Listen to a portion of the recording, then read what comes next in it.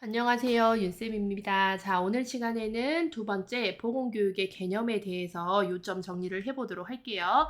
이 부분은 조금 설명할 게 많다 보니까 제가 두 번에 나눠서 수업을 진행할 예정이고요. 자, 보건교육의 개념 첫 번째 시간으로 오늘은 보건교육의 정의에 대해서 좀 알아보도록 하겠습니다. 이 부분은 여러분 시험에 정말 잘 나오고 여러분들이 보건을 하기 위해서 기본 바탕으로 깔려 있어야 되는 내용이다라고 보시면 돼요. 자, 보건교육의 정의, 보건교육의 목적은 목적으로 맞는 것을 고르세요. 이런 유형의 문제가 굉장히 잘 나오고 있고요. 자, 우리가 전 시간에 보건에 대한 개념을 배우셨어요. 자, 보건은 어떤 대상자를 상대로 하죠? 국민을 대상자로 무엇을 건강을 어떻게 해주는 거예요? 국민을 대상으로 건강을 갖다가 보호, 유지하고 증진, 예방, 그 외의 것들, 건강과 관련된 건강을 향상시키기 위한 것들이 보건이었어요. 그런데 이 보건을 위해서 교육을 하는 거예요. 자, 그래서 보시면 지역사회 간호 업무 중에 가장 포괄적이다라는 말이 나와요. 포괄적. 많은 것들을 담고 있어요. 보건교육은. 자, 포괄적. 보호도 하고 교육을 통해서 교육을 통해서 유지, 증진, 예방 굉장히 넓은 많은 것들을 할 수가 있습니다. 그래서 보건교육은 가장 포괄적인 업무 중에 하나고요. 자, 인간이 건강을 유지하고 증진하고 질병을 예방함으로써 적정 기능 수준의 건강을 향상 유지하는 데 필요한 이 부분 중요해요. 지식, 태도, 습성. 이 습성은 실천 행동이라고도 이야기합니다. 지식, 태도, 습성 등을 바람직한 방향으로 변화시키는 것. 자, 그래서 우리가 교육이라고 하면 지식을 전달받는 하나의 수단으로 알고 있는데, 자, 지식 전달에서 그치는 것이 아니라, 단순히 지식을 전달하거나 가지고 있는데 그치는 것이 아니라, 건강을 자기 스스로 지켜야 한다는 태도를 가지고 건강의 올바른 행동을 일상생활에서 습관화하도록 돕는 교육 과정을 우리는 보건교육이라고 얘기해요. 말이 길고 굉장히 좀 어려운데요. 이거 무조건 달달달 외우지 마시고 요약한 부분만 여러분들이 기억하시면 돼요. 그래서 보건교육은요. 요약하자면 지식 전달이다라고 하면 틀린 문제고요. 지식 전달뿐만 아니라 보건교육은 지식 전달에서 그치는 것이 아니라 지식을 전달받아서 나의 잘못된 습관, 태도 같은 것들을 변화시켜요. 그래서 나의 습관화, 실천, 행동을 변화시켜서 잘 살아보자, 건강하게 잘 살아보자 라는 게 보건교육의 목적, 정의, 궁극적인 목적이라고 이야기를 할 수가 있습니다. 그렇기 때문에 보건교육의 정의, 보건교육에 맞는 목적을 고르세요라고 하면 지문에 이 지식, 태도, 습관 이게 들어가야 돼요. 지태습. 그래서 지, 태, 습. 근데 지태실도 될 수 있고 지태행이 될 수도 있죠. 그래서 우리가 키워드로 기억하셔야 될 거는 보건교육이라는 건 지식을 전달받아서 태도를 변화시키고 시옷, 습관, 실천 또는 행동을 해야 된다는 거. 지태습 이렇게 좀 기억을 하시면 될 것 같아요. 자, 그래서 결론은 긍정적인 변화를 유도해서 스스로의 무엇을 건강을 유지하고 증진하는 과정이다라는 겁니다. 그래서 보건교육이라고 하는 거는요. 지식 전달에서만 끝나는 게 아니라 이 지식을 전달받아서 나의 태도를 변화시키고 습관, 실천, 행동을 통해서 결론은 나의 건강을 스스로의 건강을 유지하고 여기서 더욱더 건강한 증진하는 과정이 보건교육의 목적 정의라고 보시면 돼요. 자, 보건교육은 건강 증진이라는 건 현재 건강한데 더욱더 건강하게 하기 위한 화살표가 위로 향하는 개념입니다. 건강 증진을 위한 중요한 하나의 수단이에요. 수단으로 보건교육은 건강 증진의 일부에 포함된다라는 거 기억하시면 되겠습니다. 자, 건강 증진을 하기 위해서는 다양한 활동들이 있는데 그 활동들, 그 수단 중에 단 하나가 보건교육이고 보건교육이 제일 중요하다라고 이야기를 하고 있어요. 그래서 건강을 증진. 자, 내가 건강을 증진. 나 현재 건강해요. 근데 더 건강하기 위해서는 다양한 여러 활동들이 있는데 그 중에서도 제일 중요한 게 무엇이냐? 보건 교육이고 그 외에도 여러 가지 것들이 있는데 건강 증진을 위한 수단 중에 보건 교육은 정말 중요하다. 그래서 우리가 건강 증진을 하기 위한 보건 사업의 꽃이 보건교육이다라고 이야기를 하고 있습니다. 그래서 보건교육은 지태습, 지식을 전달받아서 태도 변화, 습관, 행동의 변화를 가지고 오게 하는 게 보건교육의 정의, 보건교육의 목적, 보건교육의 궁극적인 목적이다. 그래서 지태습, 그 다음에 건강 증진의 일부에 포함되는 보건교육이다라는 거를 여러분들이 기억하시면 될 것 같습니다.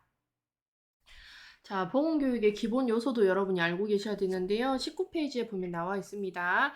보건교육뿐만 아니라 어떤 교육을 하기 위해서는요. 기본 요소 4가지가 있어야 되는데, 자, 교육자라고 하면은 쉽게 말하면 선생님이죠, 여러분. 선생님이 있어야 되겠고 가르치는 사람이 있어야 돼요.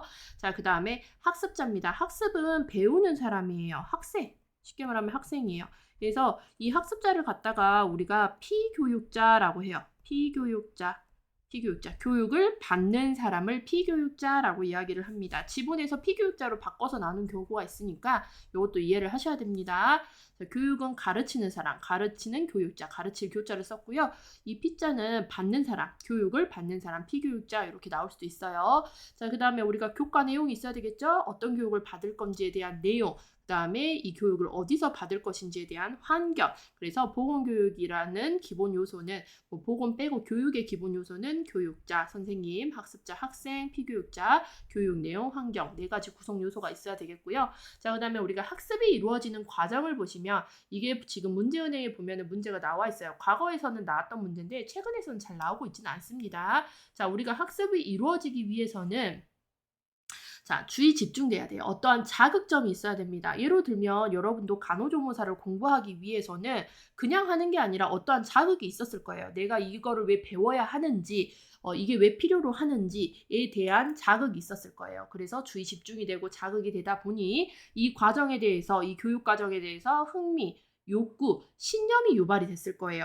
흥미, 욕구, 신념. 그래서 관심을 가지게 됐고 흥미, 그러다 보니까 내가 하고자 하는 욕구가 막 생겼고요. 이게 내 마음속에 들어왔어요. 신념, 굳은 신념으로 자리 잡아서 나 이거 간호조무사 꼭 해야 되겠다라는 마음이 생긴 거예요. 그렇다 보니까 내가 학원에 등록을 했어요. 실천을 한 거죠. 그래서 학원 등록하고 여러분들이 지금 공부를 하고 계시는 게 실천 과정입니다. 자, 이거를 공부하다 보니까 자신감과 만족감이 생기고 계속 하고자 하는 자극이 생겼어요. 이게 학습이 이루어지는 과정입니다. 그래서 우리가 학습이 이루어지기 위해서는요, 반드시 이런 자극이 있어야 되겠고, 자극을 통해서 동기가 유발이 되는 거죠. 동기, 유발. 그래서 흥미, 욕구, 신념, 흥욕, 신이 발생을 해야 내가 결론은 실천을 할 수가 있는 거예요. 근데 이런 어떠한 자극점이 없이 친구가 하니까 그냥 해요 해서 따라오신 분들 같은 경우에는요. 동기 유발도 잘 되지 않았을 뿐더러 실천도 잘 되지가 않습니다. 그렇기 때문에 학습이 이루어지는 과정에서는 이 자극, 동기 유발 이런 것들이 굉장히 중요한 요소로 작용하고 있다라고 보시면 될 것 같고요. 자, 그 다음에 이번 시간은 여기까지 제가 딱 설명을 할게요. 자, 보건교육의 교수 학습 통합 모형이라고 해서 20페이지에 보면 나와 있는데요. 이 말이 굉장히 좀 여러분들한테는 생소하고 어려우세요. 이걸 이해하려고 하지 마시고 어떠한 교육을 하기 위해서는 가르치는 사람이 갖추어야 될 요인, 그 다음에 배워야 되는 사람들이 갖춰야 될 요인에 대해서 설명을 하고 있는데 그 말을 교수학습 통합 모형이라고 이야기를 했어요. 네, 이런 것들에 대해서 여러분들이 집중하지 마시고요. 자, 20페이지에 보시면 어떤 교육을 받기 위해서 학습자, 그러니까 학생들이 갖추어야 될 요인들에 대해서 쭉 나와 있어요. 굉장히 내용이 조금 어렵고 많은데 그 중에서 여러분들은 요 학습자의 요인에서 학습자 준비와 그다음에 라에 보시면 학습 동기 요 2가지만 하시면 될 것 같아요. 그래서 다는 하진 않습니다. 자, 그래서 학습을 하기 위해서는, 교육을 받기 위해서는 배우는 학습자, 학생들의 준비가 되어 있어야 되는데 그 준비에는 무엇이 있느냐? 자, 신체적으로도 준비가 되어 있어야 되겠고 정서적, 경험, 그 다음에 지식이 준비가 되어 있어야 됩니다. 그 중에서도 우리가 이 신체적 준비가 23년 상반기 국시에서 출제가 됐었어요. 23년 상반기 국가고시에서 출제가 됐던 내용입니다. 자, 그래서 신체적 준비가 무엇인지 한번 볼게요. 내가 어떤 교육을 받기 위해서는 학습자가 능력, 과업의 복잡성과 환경의 영향 정도를 파악을 해야 된다라고 되어 있는데 말이 어려워요. 이거는 요대로 외우지 마시고 예시로 기억을 하시면 되겠습니다. 예를 써놓고 이거는 다음 중 어떤 학습자 요인에 해당이 됩니까? 라고 물어보거든요. 자, 그래서 비만인 초등학생을 보건 영양 교육을 할 때 학부모와 함께 교육시켜야 그 효과가 높다라고 되어 있어요. 초등학생들은요, 아직 신체적으로 뇌가 그렇게 많이 발달한 상태가 아니기 때문에 이해력이 좀 떨어지죠. 특히 비만인 초등학생의 영양 교육을 하려고 해요. 그때 초등학생만 데려다 놓고 하게 되면은 이해력이 떨어지다 보니까 교육을 받고 나서 우리의 목적은 실습, 우리의 목적은 이거잖아요. 교육을 받아서 태도, 습관을 해야 되는데 초등학생을 데려다 놓고 교육을 했을 때 제대로 지태습이 이루어지지가 않겠죠. 실천, 행동으로까지 이루어지지가 않기 때문에 누구를 참여시키는 거예요?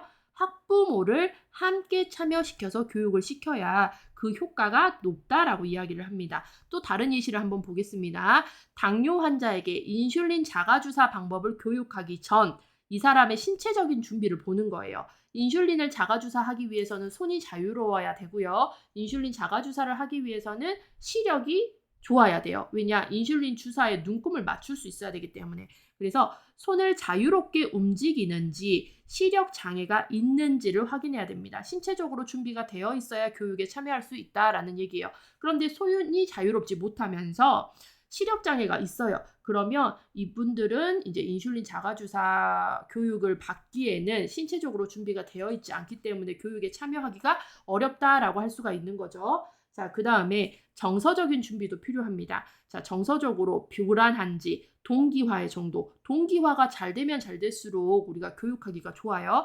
마음의 상태를 파악을 하는 거예요. 그래서 현재 불안도가 굉장히 높고 어떤 동기가 없이 수업에 참여를 했다든지 마음의 상태가 굉장히 불안, 그 다음에 뭐 복잡하고 안정이 되어 있지 않아요. 그러면 수업에 참여하기가 굉장히 힘들죠. 교육을 받을 수 있는 상태가 아니라는 거예요.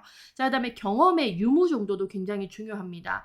그래서 문화적 배경과 대처 능력을 파악을 하고 그다음에 지식 정도, 현재의 학습 정도와 학습 장애 요인을 통해서 파악을 합니다. 그래서 이 교육을 받기 위해서 학습자가 준비해야 할 자세는 신체적으로, 정서적, 경험, 지식 정도로 얼마나 준비되어 있는지를 보는 거예요. 예를 들자면 보건교육을 떠나서 여러분들이 지금 조무사 교육을 받고 계시잖아요. 조무사 교육을 받기 위해서 신체적 준비 보시면 조무사도 손으로 하는 일이다 보니까 손이 자유로워야 되겠고 시력장애가 있어서 눈이 보이지 않으시면은 일을 할 수도 없고 교육을 받을 수도 없겠죠. 그러니까 조무사분들도 신체적인 준비가 이런 것들이 해당이 되시는 거고요. 자, 정서적으로 현재 불안도가 굉장히 높고 그 다음에 친구가 하니까 그냥 따라와서 했어요. 나는 이거 할 마음이 없는데 했어요. 그러면 동기화 정도가 제대로 되어 있지 않기 때문에 교육을 받을 때 어떠한 교육의 효과를 보기 어려워요. 그 다음에 마음 상태가 현재 교육을 받을 상태가 아니라고 하면 여러분들이 교육에 집중도가 굉장히 떨어지겠죠. 그 다음에 경험 정도. 이런 조무사에 관련된 것들에 어떤 경험이 있는지 유무를 확인을 하는 거고 그 다음에 조무사 교육을 받기 위해서는 지식 정도가 필요한데 여러분들도 학원에 입학하실 때 질문 받으셨을 거예요. 질문지를 통해서. 고졸 이상이라는 얘기 많이 들어보셨을 겁니다. 고졸 이상.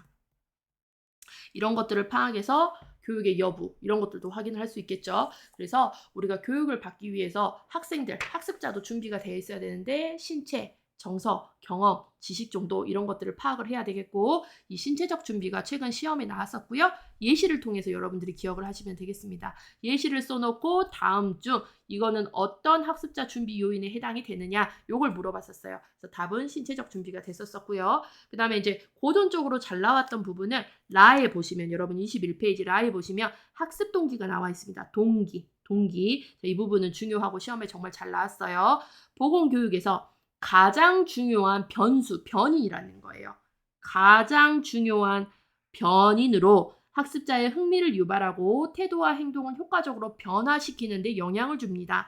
동기의 유무는 학습 결과에 분명히 영향을 미친다라고 되어 있어요. 그래서 학습 동기는 굉장히 중요합니다. 동기가 있는 사람과 동기가 없이 교육을 듣는다 굉장한 차이가 있어요.